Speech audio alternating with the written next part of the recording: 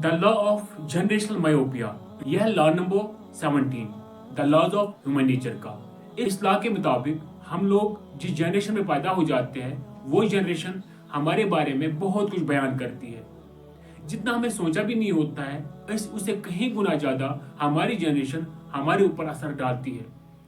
हम लोग आमतौर पे अपनी जनरेशन को पिछली जनरेशन से अलग करने की कोशिश करते हैं और इस तरह से दुनिया का एक नया टोन पैदा करते हैं।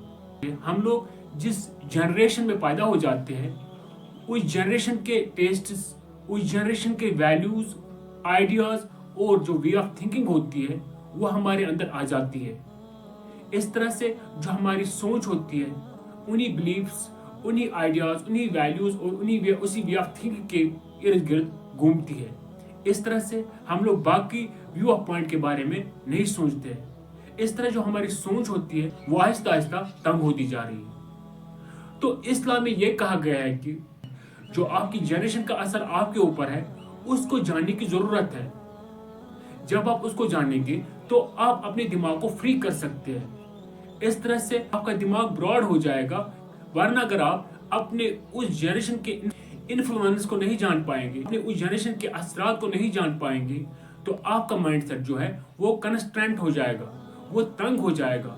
तो इस्लाम में ये कहा गया है कि हमें कलेक्टिव माइंडसेट पे अटेंशन देने की जरूरत है, जिसको हम बोलते हैं जनरेशनल अवेयरनेस। यानी कि एक इंसान को हर एक जनरेशन के ideas, values, way of thinking पता होनी चाहिए।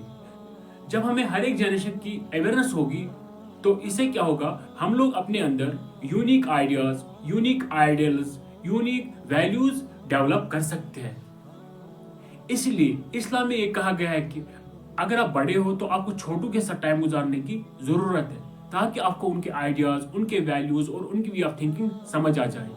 इसी तरह से अगर आप छोटे हो आपको बड़ों के साथ टाइम गुजारने की जरूरत है, ताकि आपको उनके जनरेशन के वो आइडियाज, वो वैल्यूज और वो वे ऑफ थिंकिंग समझ आ जाए। इस तरह से आप अपने अंदर यूनिक आइडियाज और वैल्यूज डेवलप कर सकते हैं। Thank you for watching my video.